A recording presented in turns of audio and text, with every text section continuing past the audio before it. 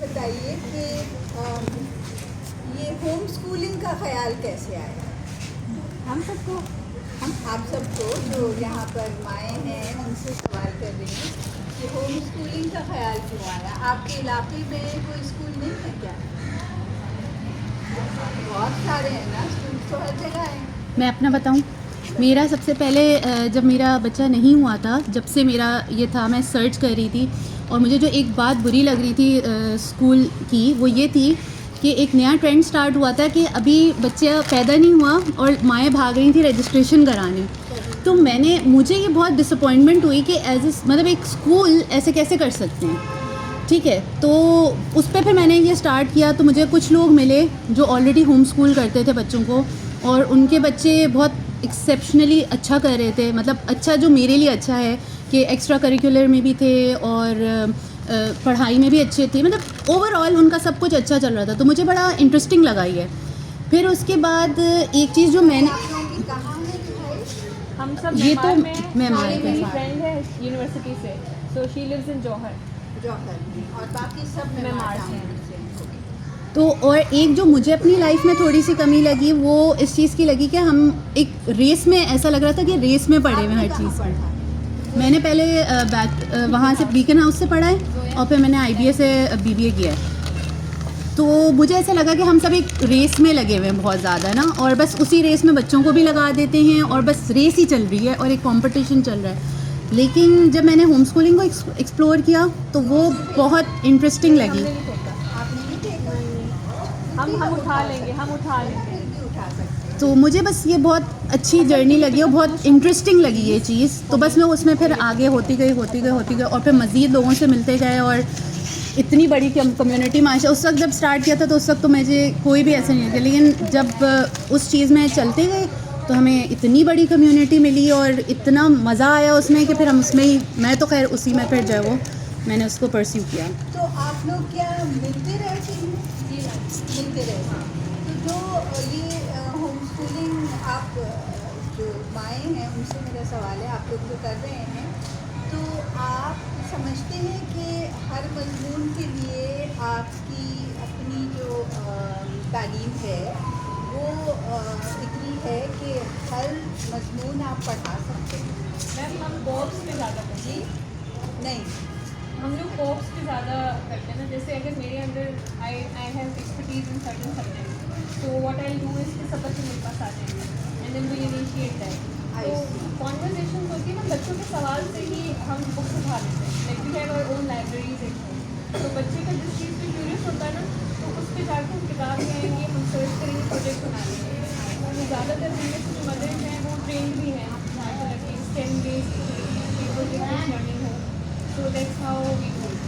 और हर जगह चाहते हैं, मतलब स्कूलों से ज़्यादा हम इनको एक्सपोजर दे रहे हैं। तो ये बताइए कि इन सब के जो अब्बा जान हैं वो इसमें बिल्कुल क्या उनका कोई अमल दखल नहीं है?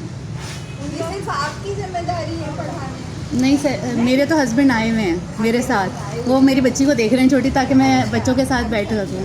जी नहीं आए तो होंगे इस वजह से कि वो छोटी बच्ची को देखें, लेकिन मेरा सवाल तो स्कूलिंग के हवाले से है। मतलब इस तरह की तो सपोर्ट फिर चाहिए ना, हर जगह ही सपोर्ट चाहिए, हमें लाने ले जाने की सपोर्ट। हम इस चीज़ में वो करते हैं क्योंकि उनके पास इसमें पढ़ाने की हाँ, पढ़ाने में उन मतलब वो जो जी फैसिलिटेट कर रहे होते हैं। एग्जैक्टली। वही मैं पूछना चाह रही हूँ कि इसमें ये कि जो उनका प्रोफेशन होता है स्पेशली, तो उसमें वो हमें मैक्सिमम सपोर्ट देते हैं। और आपका प्रोफेशन, हर चीज़ आपका प्रोफेशन है? नहीं, उसमें ये है कि नॉर्मली भी जब बच्चे स्कूल जाते हैं और जो फादर्स होते हैं वो उनकी फैसिलिटेशन एक हद तक ही होती है ना, कि मतलब मेजर तो माँ ही देख रही होती है एकेडमिक्स से। कोई सवाल है? बच्चों को कितना मालूम है कि क्यों आए हैं यहाँ? बताया है थोड़ा। बताया है, सबको मालूम है कि क्यों आए हैं। अच्छा, आप अभी ऊपर गए थे, है ना? और ये फ्रेयर हॉल है, नाम याद रहेगा, फ्रेयर हॉल ये है बना हुआ, है ना? और जो आप ऊपर जो कुछ देखने गए थे अभी, अच्छा वो आ जाए अनीसा, तो फिर मैं अनीसा आप आ रही हैं, बस मैं शुरू करने लगी।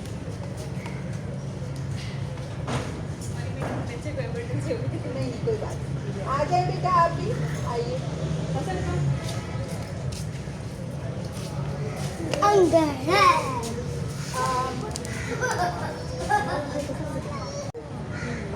आप ऊपर गए तो ये छत देखी जो इन्होंने बनाई है, और इनका नाम सादिक है। ये पाकिस्तान के बहुत बड़े आर्टिस्ट थे, ठीक है। और आपको पता है मैं तो इतनी बूढ़ी हूँ, इतनी पुरानी हूँ कि इनके इंतकाल को तो कई साल हो गए, लेकिन मैंने इनको देखा था।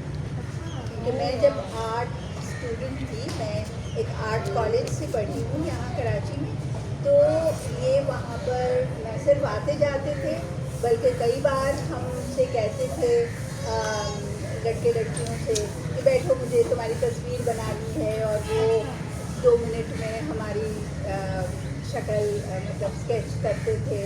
तो इनका नाम सादिक था। आपने जो कुछ देखा वो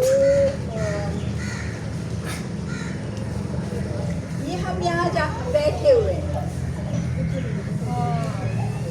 ये वही जगह है जहाँ हम लोग अभी बैठे हुए हैं, है ना। और ये वही वो छत जो अभी आप देख कर आए। मैं ख़ास तौर पर ये अपनी किताब लेकर आई।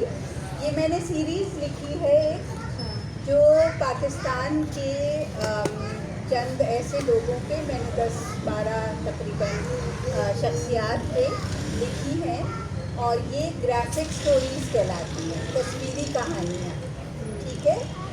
और हर सफ़े पर तस्वीरें हैं, डायलॉग्स हैं, नरेशन है, ठीक है। तो ये ऑक्सफोर्ड यूनिवर्सिटी प्रेस में छापी हैं, और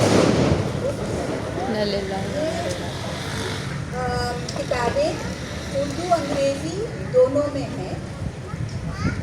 और इन सिर्फ सादिक़ैन वाली किताब का तर्जुमा नहीं हुआ है इंग्लिश में, लेकिन बाकी जितनी हैं उन सब का अंग्रेज़ी में भी तर्जुमा है। तो मैं आपको ज़रा सा उनके बचपन का बताती हूँ। ये तस्वीरें नज़र आ रही हैं सबको। जब ये छोटे से थे आपको दिखा जाना, मैंने आमतौर पर हर शख्स की कहानी उनके बचपन से शुरू की, इसलिए कि आप जब कोई बड़ा आदमी या औरत कहलाते हैं ना, तो उनके बारे में ये देखना होता है कि उनका बचपन कैसे गुजरा, जवानी कैसे गुजरी, उन्होंने किस तरह से वो उस मकाम पे पहुँचे जहाँ वो पहुँचे हैं, जिसकी वजह से हम उनको बड़ा मानते हैं। ये इन्होंने बहुत बड़े काम किए, राइट। अच्छा, तो सादिक़ैन का पूरा नाम सैयद, टाइम लगेगा, ऊपर ले जाओगे। हाँ ले जाएंगे लोग, थोड़ा थोड़ा इधर हो जाएंगे।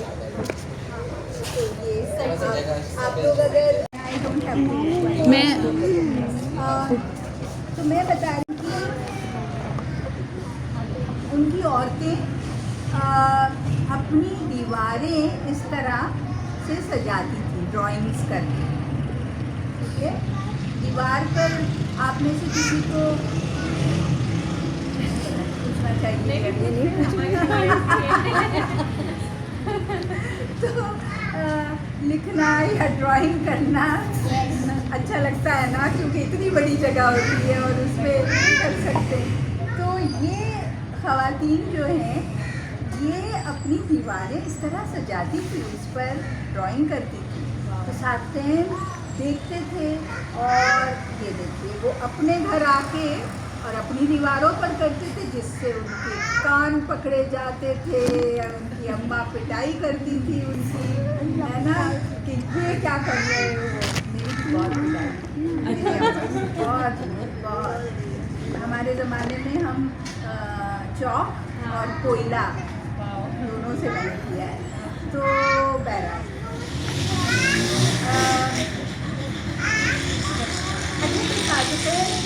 आपको पता है पाकिस्तान कब बना था? 1947 और कौन सी तारीख तो आने 14 वाली है? अगस्त। हाँ, 14 अगस्त। जी बेटा, जी जवाब दे रहे हैं। तो फिर ये पाकिस्तान आ गए और इन्होंने सिंध में एक शहर है सकरन, राइट, आप सिंध से है ना, सकरन है ना, तो वहाँ पर इनको काम मिल गया, जो एग्रीकल्चर कॉलेज है वहाँ पर। तो ये बॉटनी के डिपार्टमेंट में ड्राफ्ट्समैन के तौर पर ये काम करने लगे साथ में, क्योंकि ज़ाहिर है उनकी ड्राइंग इतनी अच्छी थी। और तो इस तरह से ये सिलसिला शुरू हुआ। मैं पूरी किताब नहीं पढ़ रही, बहुत काम किया इन्होंने। जितने ज़्यादा म्यूरल्स सादतैन ने बनाए हैं ना, किसी आर्टिस्ट ने ना, पाकिस्तान और मेरा ख्याल है इंडिया मिला के इतने। म्यूरल किसको कहते हैं पता? म्यूरल, MURAL, नहीं पता? अभी आप देख कर आए हैं ऊपर, जो बहुत बड़ी पेंटिंग होती है ना, जो आमतौर पे दीवार पे या छत पे की जाती है, उसको कहते हैं म्यूरल। तो कराची में एक स्टेट बैंक है ना, तो स्टेट बैंक की एक पुरानी इमारत है जो रिजर्व बैंक ऑफ इंडिया की, उसके बराबर में स्टेट बैंक है, वो एक म्यूज़ियम है और बहुत अच्छा म्यूज़ियम है। और मैं आपकी फैमिली से कहूँगी कि ज़रूर आपको वो भी दिखाएं। उसमें नीचे कॉइन म्यूज़ियम है, स्टैम्प म्यूज़ियम है और ऊपर सादतैन का म्यूज़ियम, क्योंकि सादतैन ने बहुत सारा काम स्टेट बैंक के लिए किया था, जिसमें से ये ट्रेजर्स ऑफ टाइम एक बहुत मशहूर उनका म्यूरल है जो वहाँ पर मौजूद है, और भी म्यूरल्स उनके मौजूद हैं। और इसमें आप बहुत सारे बहुत मशहूर लोगों की शक्लें देख सकते हैं, ठीक है। तो उन्होंने ये पोर्ट्रेट्स बनाए हैं। तो बहरहाल मतलब इसमें आइंस्टाइन है, शेक्सपियर हैं, हमारे अल्लामा इकबाल हैं, रवींद्रनाथ टैगोर हैं, गालिब हैं, है ना, और दूसरे बहुत सारे लोग हैं। तो उन्होंने ये सब बनाया है। तो आप ज़रूर, मैं कहूँगी कि ज़रूर देखिएगा वो म्यूज़ियम जाके। और इनका इतना काम है। और ये जो अभी आपने छत देखी ना, लेकिन एक कई म्यूरल्स बनाए इन्होंने, उनके इंडिया में भी लगे हुए हैं, पाकिस्तान में भी हैं। लाहौर म्यूज़ियम की छत पे भी उन्होंने, कभी लाहौर जाएँ तो म्यूज़ियम जाइए और वहाँ पर देखिए, वहाँ भी उन्होंने। अभी जो आप देख कर आए ऊपर, उसका नाम मालूम है? उस म्यूरल का नाम क्या है? नहीं मालूम? उसका नाम है अर्ज़ो समावात। अच्छा, जो लिखा हुआ है, लिखा हुआ होगा अर्ज़ो समावात। तो दुनिया और आसमान, यूनिवर्स जिसको हम कहते हैं ना, बहुत सारे प्लैनेट्स हैं, पता नहीं क्या क्या है, अल्लाह ने पता नहीं क्या क्या बनाया हुआ है ना। तो उन्होंने वो पेंट करने की कोशिश की। अच्छा, तो 1987 में वो काम कर रहे थे इसी म्यूरल पे, जब उनकी तबीयत खराब हुई और उनका इंतकाल हो गया। इसलिए वो अधूरा है। आप ये देख रहे हैं ना, ये हिस्सा पेंटेड नहीं है, ये नीला जो आपको नज़र आ रहा है, क्योंकि वो कंप्लीट नहीं हो सका और उनका इंतकाल 1987 में। This is 2025 and I am talking about 1987. So many years have gone by, but he remains, like I said, one of the greatest artists of his time, not only for Pakistan but everywhere.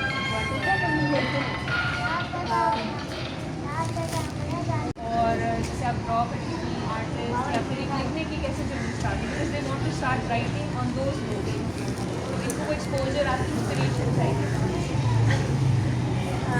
इस तरह का जवाब है जो हर कोई देता है कि बचपन से शौक था। तो वाकई था और ऐसा ही होता है कई बार। मैंने सातन का भी आपको बताया कि ड्राइंग का उनको शौक बचपन से था, खत्ताती का शौक, और सातन भी अपनी खत्ताती के लिए भी बहुत मशहूर है।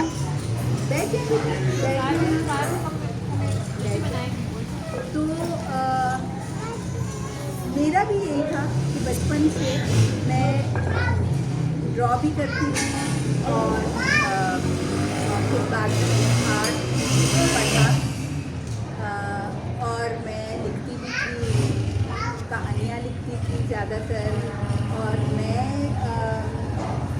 2 अखबार जो लेकर आते थे, जंग और डॉन। तो उर्दू में कुछ नहीं हो रहा, बच्चों से बात हो रही है। आपको ऊपर जाना है, जाइए। नहीं, तो जो उर्दू का अखबार था है जंग, उसके लिए क्योंकि अखबारों में बच्चों के लिए अलग सफ़े तो ज़माने से छप रहे हैं, है ना। तो मैं उसमें कंट्रीब्यूट करती थी, भेजती थी और छपती भी थी चीज़ें।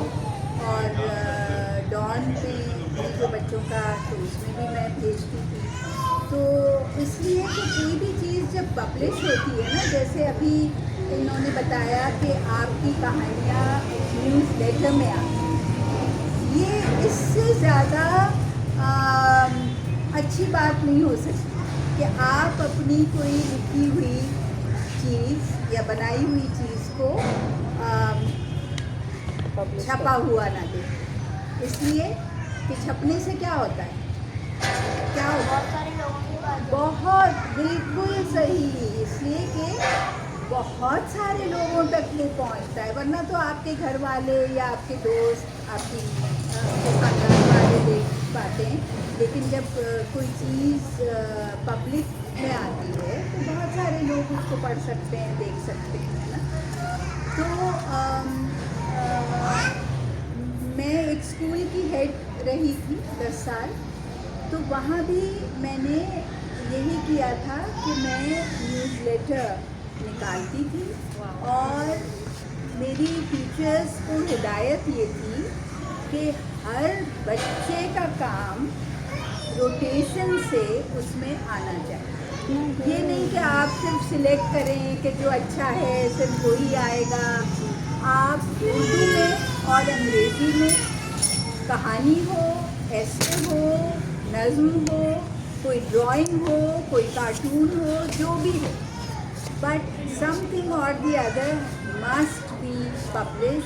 तो एक रोस्टर बनाइए और उस तरह से तो सब क्लासेस का मिला जुला वो न्यूज़लेटर होता था, छोटे बच्चों से लेके और बड़े बच्चों तक का, और वो छपता था।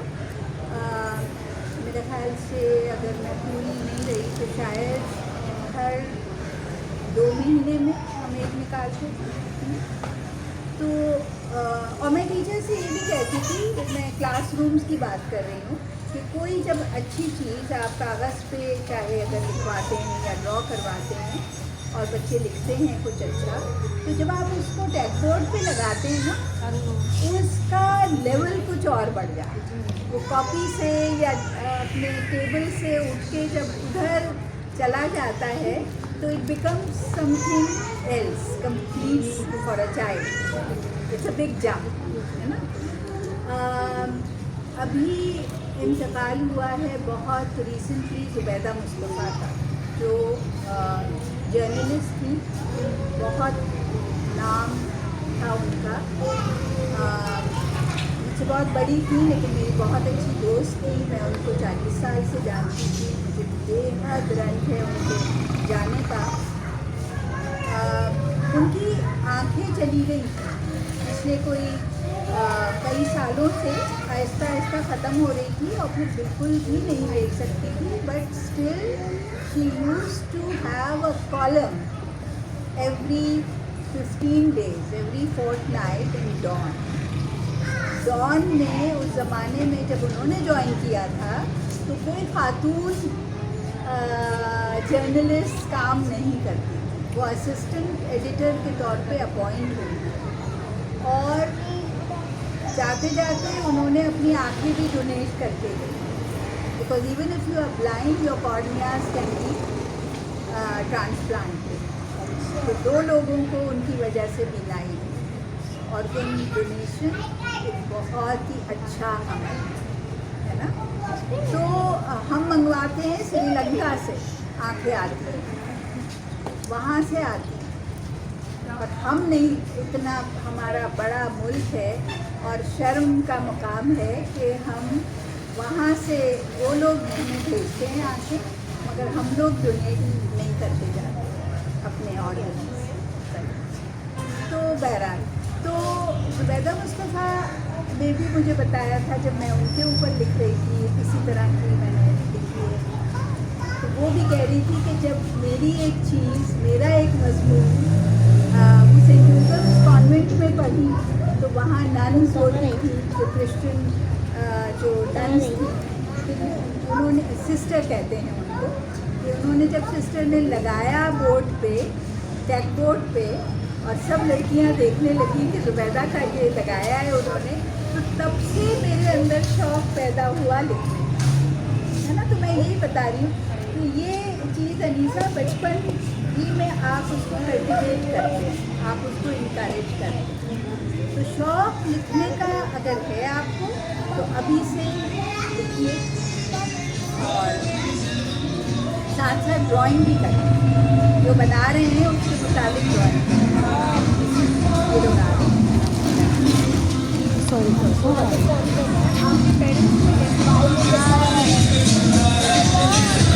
शौक़ होता है, तो वो एक बचपन से शौक़ होता है और उसको फिर आप कितना आगे बढ़ाते हैं ये आप बताएं।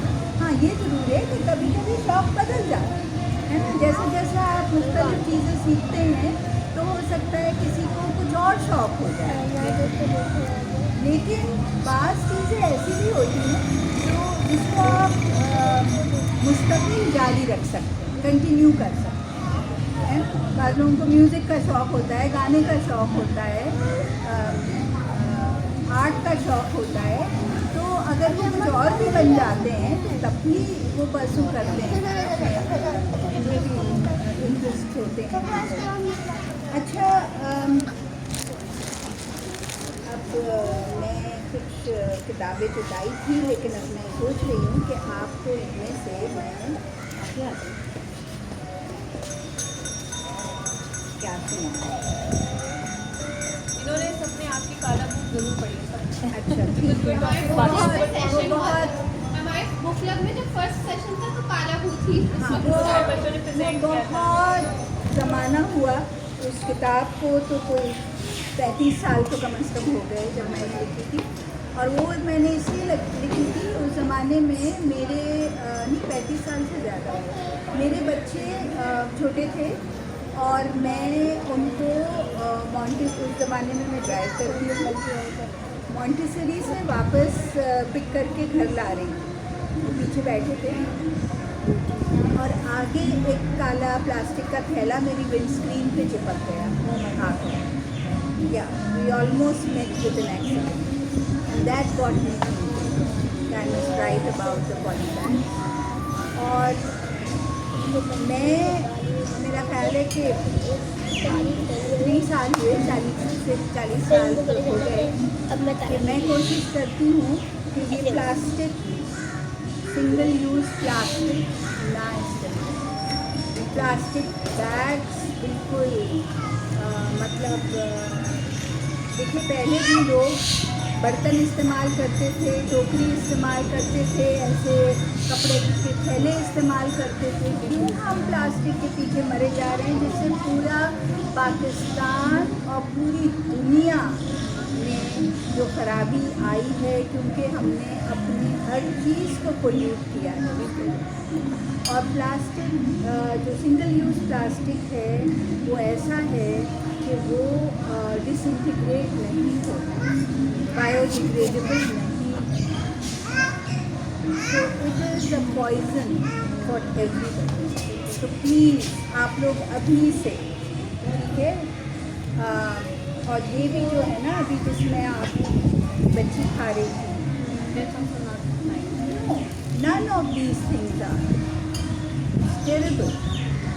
Okay, so try and avoid as much as alternates पहले भी मौजूद थे, अब भी मौजूद हैं। अब तो ज़्यादा है बिकॉज नॉलेज स्प्रेड ज़्यादा हो गई है, मगर आमतौर पे तो लोग नहीं करते। तो चाहे आप फल खरीदने जाएं, सब्जी खरीदने जाएं, गोश्त लें, जो दूध दही whatever, but just try to avoid. कपड़ा भी खरीदें तो अगर आपके पास अगर है अपना थैला, तो आप इंसिस्ट करें कि जो भी दुकानदार है कि नहीं इसमें डालें, मुझे नहीं चाहिए। और उसको भी समझाइए, जो मैं करती गई हूँ सालों से, कि ये क्यों करके बस वो जो देते हैं ना, एक के बाद एक। हाँ, तो अच्छा मैं भिंडी भी इसी में डाल दूँ आपकी टोकरी में, अच्छा तो मैं मिर्च भी डाल दूँ, हाँ भी डाल दूँ, मैं अलग कर दूँगी जाके। तो लेकिन वो इतना टेम्पटेशन उन लोगों को भी होता है कि बस देते जाएं, है ना। इनएक्सपेंसिव की बात नहीं है। देखिए, ये हुकूमत के लेवल पे ये फैक्ट्रीज बंद करवानी चाहिए। लोगों को मतलब ऐसा उनके लुक्रेटिव है ना, जहाँ ये बन रहा है सामान, उनके लिए बहुत लुक्रेटिव है। पानी की जो बोतलें हैं प्लास्टिक की, सॉफ्ट ड्रिंक्स की जो हैं, ये सब चीज़ पहले तो देखिए ना, हर चीज़ जो थी वो शीशे में आती थी, शीशे की बॉटल्स होती थी जी।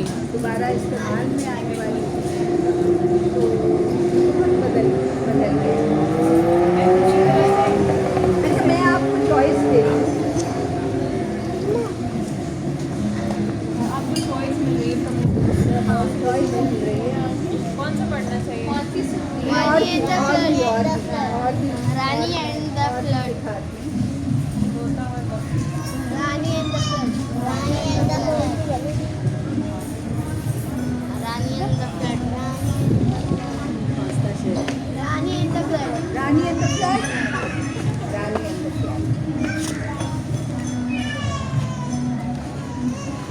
और एक विलेज थे, और दोनों सीरीज जो हैं उसमें 4-4 किताबें हैं, और वो बाइलिंगुअल है। ये ऑक्सफोर्ड यूनिवर्सिटी प्रेस में छापी है। और ये जब हमारे यहाँ जब चंद साल पहले बहुत ज़बरदस्त फ्लड आया था, तो उस वक्त मैंने ये लिखी थी। और ये फ्लड तो अब आपको पता है कि आता ही रहेगा, अनफॉर्चुनेटली। ओके, तो तस्वीर देखनी चाहिए, देखना है तस्वीर।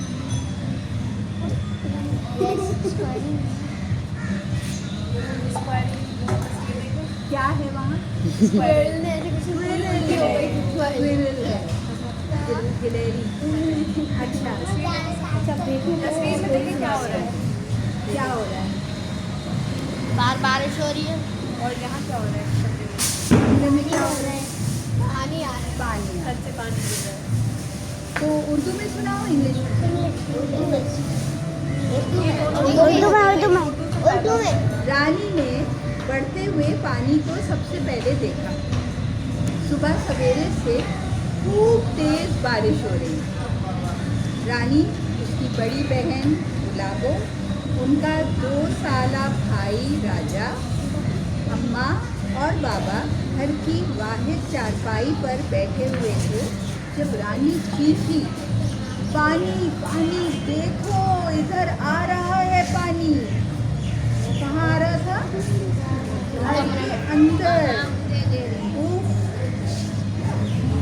कभी आपके घर में पानी आया बारिश का? आया तेज बारिश होती है ना बाहर आया कमरे में? मेरे कमरे में नहीं तो गेट के अंदर। गेट के अंदर, छत से छत से। एक और तस्वीर है।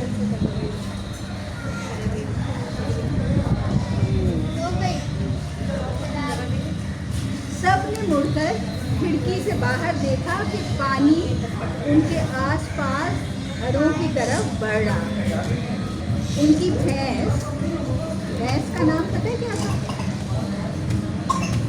Guess करें। कैसे? भैंस का क्या नाम? गाय भैंस का नाम गाय था? ऐसा पेट नेम था कोई? तो नाम तो भैंस का भी नाम था। जानवरों के नाम होते हैं ना, नाम दिए जाते हैं। क्या नाम था भैंस? अच्छा, उनकी भैंस का नाम था भोली। तो भोली जो है वो बाहर बंधी हुई थी, है ना, घर के बाहर बंधी थी। मगर अम्मा और बाबा के पास सोचने समझने का भी वक्त नहीं था। पानी दरवाजे से बल्कि खिड़की से भी उनके घर के अंदर आ चुका था। रानी चारपाई से कूद पड़ी। आप देख रहे हैं ना, वो चारपाई पे सब लोग बैठे हुए थे, तो रानी कूद गई चारपाई से। और सब ये देखकर डर गए कि वो गर्दन तक पानी में खड़ी थी। मगर रानी ने झट से घर के सबसे बड़े देगचा मालूम, दबूचा, जो उसकी तरफ बैठा हुआ आ रहा है ना, बैठा हुआ उसकी तरफ, उसने दबोच लिया उसको। अम्मा राजा को इस देगचे में बिठा दे। जब छोटा भाई था, रानी ने कहा। अम्मा और बाबा ने एक दूसरे की तरफ देखा, फिर बड़े देगचे को देखा और राजा को उठाकर इस तैरते हुए बर्तन में बिठा दिया। राजा हंसने लगा। राजा छोटा था तो उसको तो बहुत मज़ा आया। गुलाबों को भी हंसी आ गई बहन को। अम्मा और बाबा के चेहरों पर भी मुस्कुराहट आ गई, लेकिन वो परेशान थे, है ना, जाहिर है उनको पता था कि ये क्या हो रहा है, ये कुछ अच्छा तो नहीं हो रहा। लेकिन जो छोटा भाई था वो कुछ हो रहा था देगचे के अंदर बैठ के, और पानी में जाहिर है कि वो पानी में क्या हो रहा होगा, तैर हाँ, ऊपर नीचे हो रहा होगा ना, तो उसको मज़ा आ रहा था। अब ये तस्वीर देखिए जी। बाबा ने रानी से कहा कि वो चारपाई पर आ जाए जो अब पानी में तैर रही है। देखते ना, चारपाई भी अब पानी में तैर रही है, बिल्कुल हर तरफ पानी है कमरे में। जबकि उन सब ने देगचे को मजबूती से पकड़ रखा था कि उनका बेटा कहीं बहता बाहर ना चला जाए। फिर बाबा पानी से भरे कमरे में एहतियात से उतरे और कहने लगे कि वो बाहर जाकर गोली की रस्सी खोल देते हैं ताकि वो तैर सके। उन्होंने ये भी कहा कि वो मदद तलाश करने की कोशिश करें।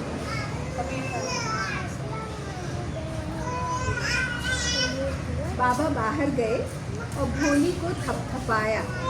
थपथपाया मालूम? मालूम? आप इधर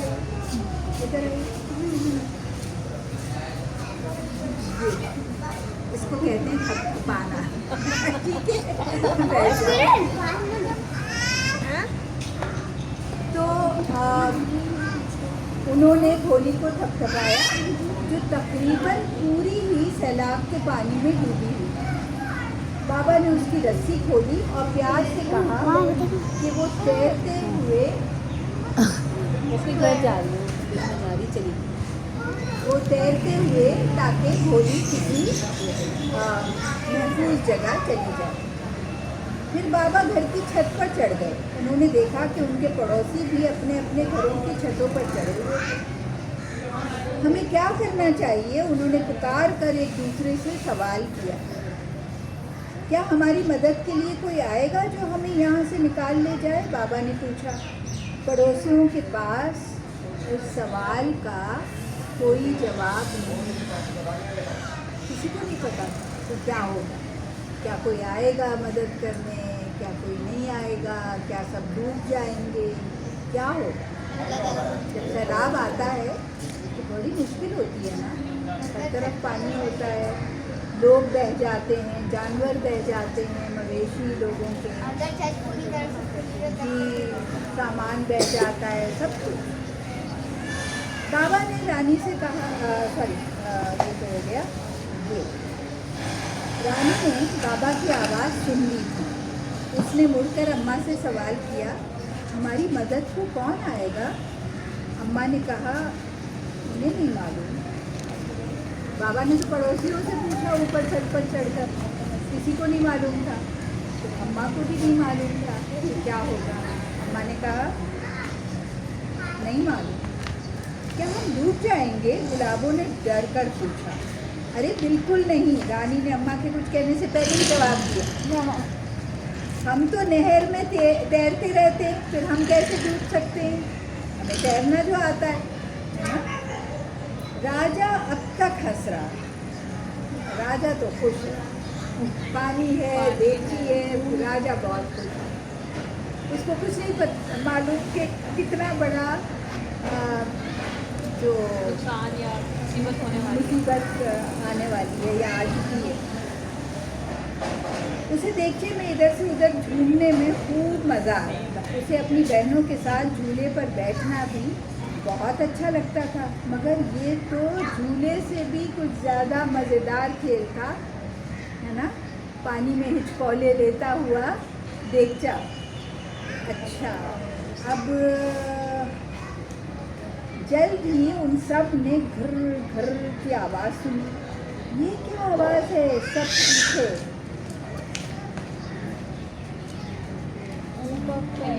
हाँ, नज़र आ रहा है आपको हेलीकॉप्टर? आ रहा है ना?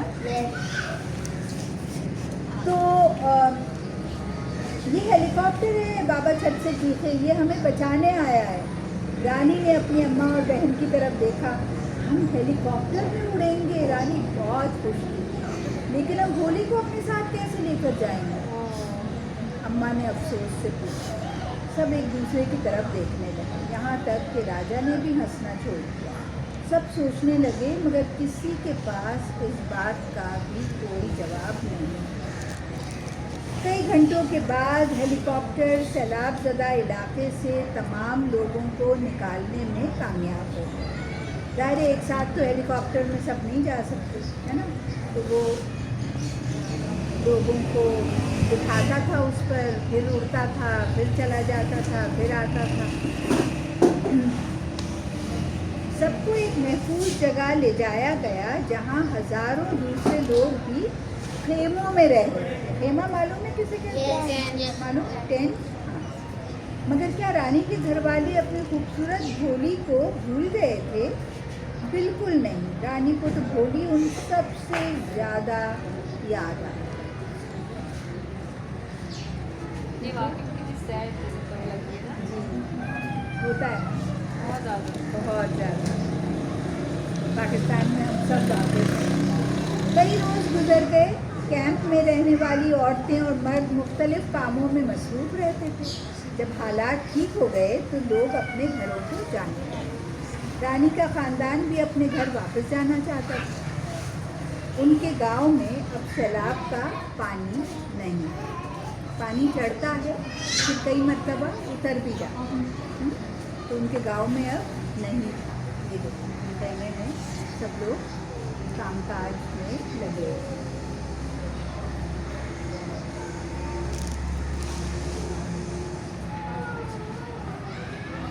उनके घर तक का रास्ता बहुत लंबा था और वो सब चलते चलते बहुत थक गए, मगर बीच रास्ते में रानी को किसी ने पीछे से हल्का सा धक्का दिया।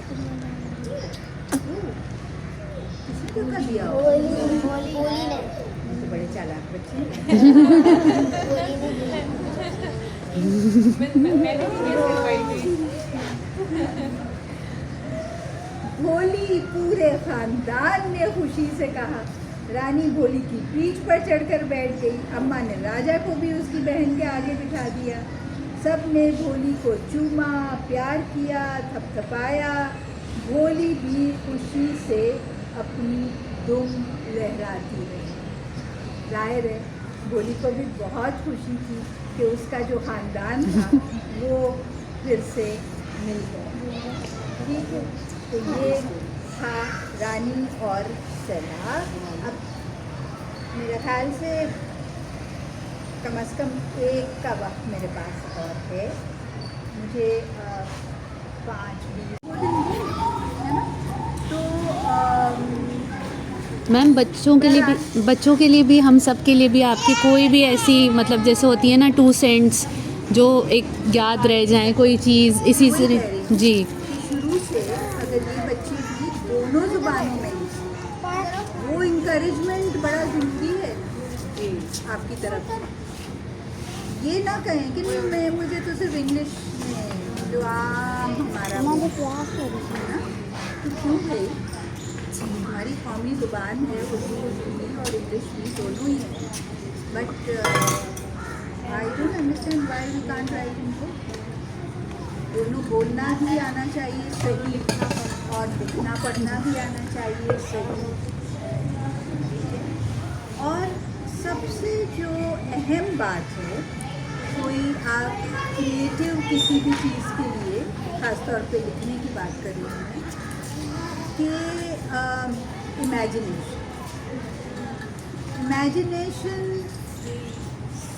Is the bottom line. ठीक है, स्पेल चेक होता है, वो आपकी स्पेलिंग भी सुधार लेगा अगर आप उसमें कच्चे हैं। लेकिन आपका जहन अगर ऐसी चीज़ें तसव्वुर करने की वो रखता है उसकी कुव्वत कि जो बिल्कुल बहुत अनहोनी हो या मज़ेदार हो या जो भी हो, उसका कोई नियम बदल है ना। स्पेलिंग्स तो आप सही करवा लेंगे, शायद ग्रामर भी ठीक हो जाए। एडिटर्स होते हैं वो भी मदद कर लेते हैं चीज़ें, लेकिन बेसिक जो चीज़ है आपके अंदर वो आपका शऊर, आपकी ऑब्जर्वेशन, आपका तसव्वुर वो बहुत मायने रखता है। उसके बगैर कुछ नहीं। और आर्ट और साइंस में बहुत गहरा था। जिस तरह आर्टिस्ट इमेजिन करते हैं, साइंस भी इमेजिन करना सिखाता है। साइंटिस्ट भी जो इन्वेंटर्स हैं, इनोवेटर्स हैं, उन्होंने पहले सोचा ना, देखिए एक ज़माना था, आप तो पैदा हुए हैं तो हर चीज़ मौजूद है और आगे जो नहीं है वो आप लोग लेकर आएंगे। लेकिन हमारे पास ये फ़ोन नहीं होता था ना, हम तो डायल करते थे और हम कहते थे कि काश इसमें हमारी दादी की तस्वीर भी आती होती तो बात करने में कितना मज़ा आता है ना। तो बहुत सारी चीज़ें हम सिर्फ सोचते थे और वो अब मुमकिन हो गई। इसमें आपका कैमरा है, इसमें आपका इंटरनेट है, इसमें आपका सब कुछ है। नोट्स हैं, मैं तो अपनी बहुत सारी चीज़ें अपने नोट्स में यहीं पे लिखती रहती हूँ कि जो भी अभी मैंने एक लिखी थी, एक मैं गधे के बच्चे से मिली थी पिछले हफ्ते, 5 महीने का। उसकी माँ गुजर गई जब वो 4 महीने का था, छोटा सा। तस्वीर देखी थी उसकी? जी जी। मैं दिखाती हूँ।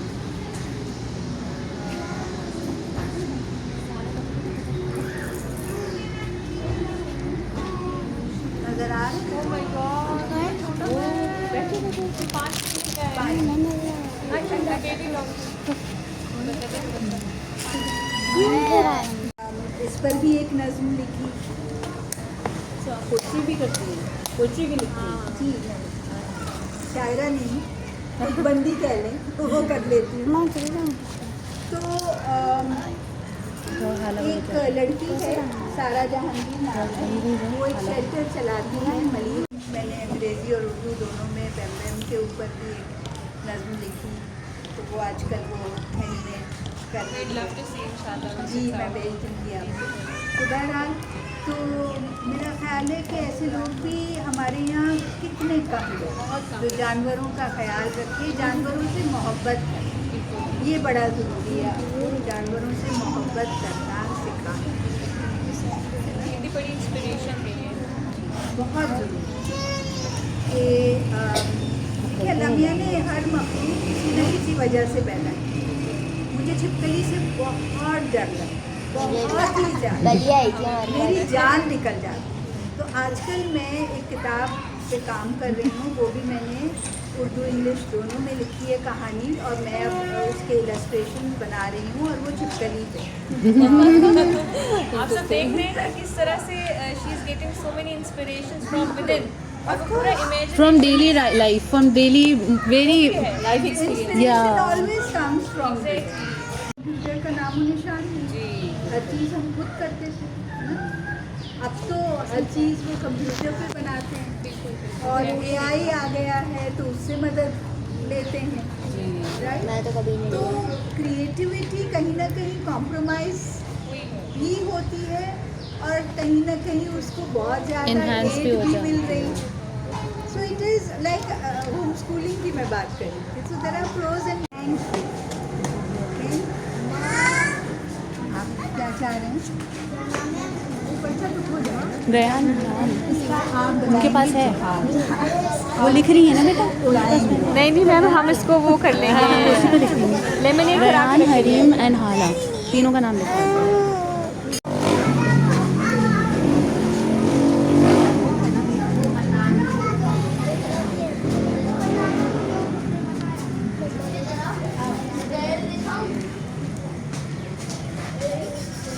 वहाँ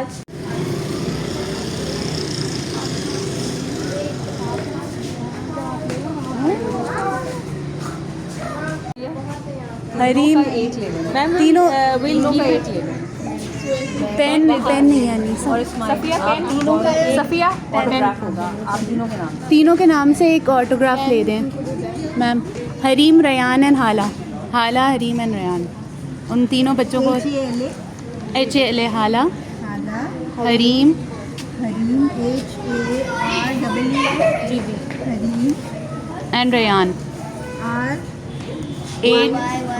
RAYAN,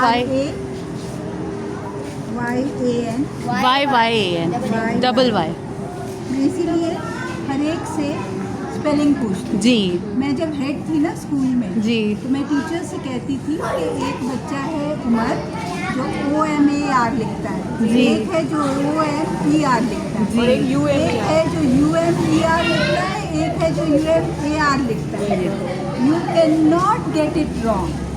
ये बाप के बाद बहुत पहले उनके माँ बाप ने जो रखा है, क्योंकि हमारे यहाँ स्टैंडर्डाइज नहीं है। दुनिया भर में प्रॉपर जो नाम होते हैं वो भी स्टैंडर्डाइज उनकी स्पेलिंग। हमारे यहाँ जिसकी जो मर्जी होती है वैसे अपने नाम की spelling. That's very thoughtful of you, because ये बहुत इम्पैक्ट करता है लोगों को।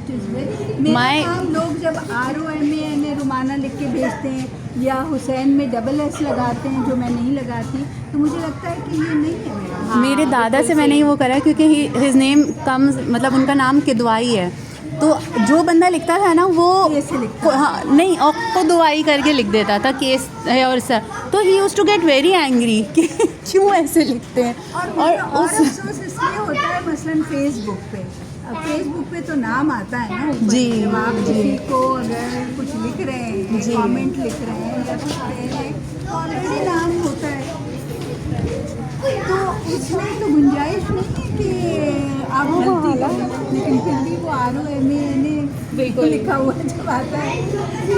बहरहाल एक मिनट बेटा, तो ये 3 है जी। और कौन कौन है मैम? ये है रेयान जी, ये तो रेहान है। और ये हाला है ओ ये है और हरीम चली गई। यहाँ पे खड़ी हुई थी अभी और वो चली गई, पता नहीं कहाँ। बच्चे रुक ही नहीं रहे, कहाँ चली गई? अभी तो खड़ी हुई थी।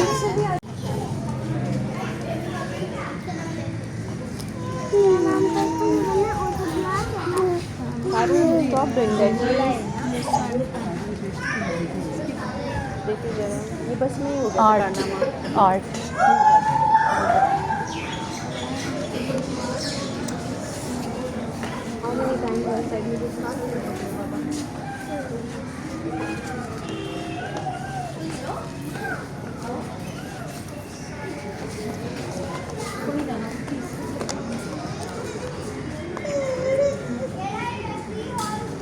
जज़ाकल्लाह रेयान।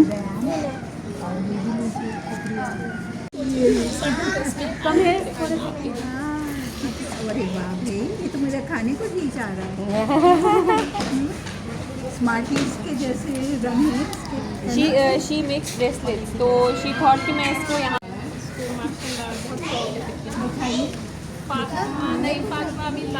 न्यूज़ लेटर में सब बच्चों के हैं मैम, राइटर्स की हैं। अच्छा, कहाँ लिखूँ?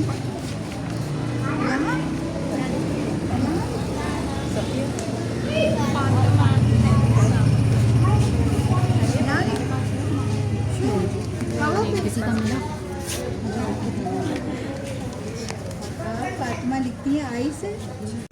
ड्राइंग के चक्कर में मत रहिए। आपने सफिया बाजी, that's for you too. Practice makes you perfect। सुना है कभी? ये बहुत एक मशहूर वो है, प्रैक्टिस मेक्स यू परफेक्ट। ठीक है, तो आप एक स्केचबुक रखें हमारे पास और रोज़ाना उसमें बनाएं, जैसी भी बने। क्या ड्राइंग बनाते हैं? क्या बनाते हैं? हमको तो मालूम है ना, जहाज बनाते हैं।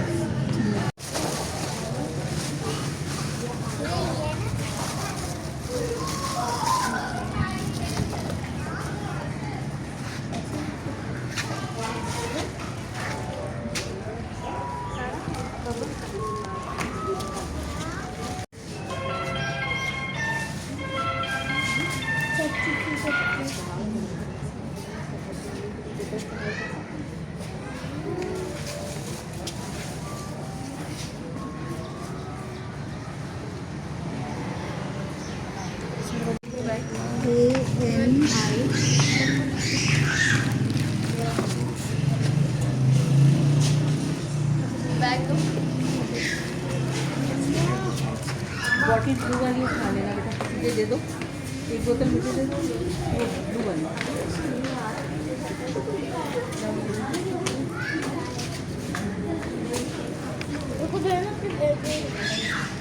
ये बैग में आ जाएगी नहीं आएगी?